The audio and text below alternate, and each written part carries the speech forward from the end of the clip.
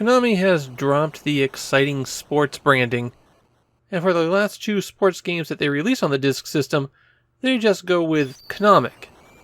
This change-up for their sports line wasn't just with the Disk System games, though.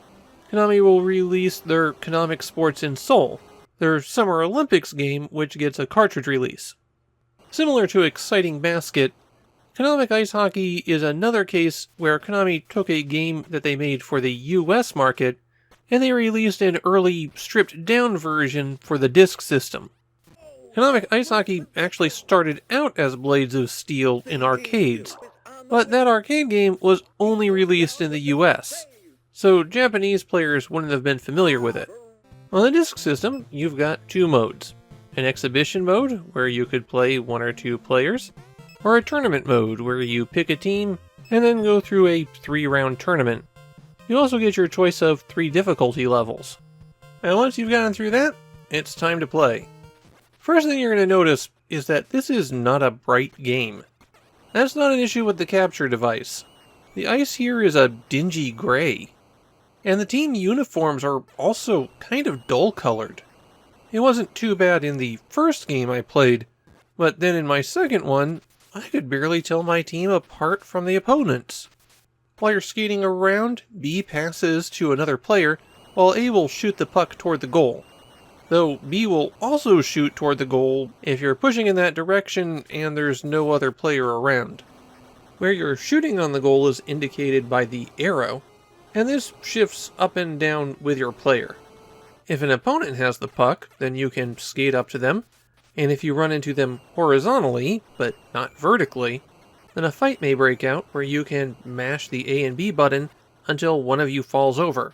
The puck is always spat out in a random direction before the fight begins, so basically you're fighting over who will get to go after the puck first. There are no penalties in Konamic Ice Hockey, so feel free to get into as many fights as you like.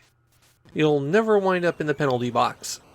I had a lot of trouble getting used to the movement in Konamic Ice Hockey.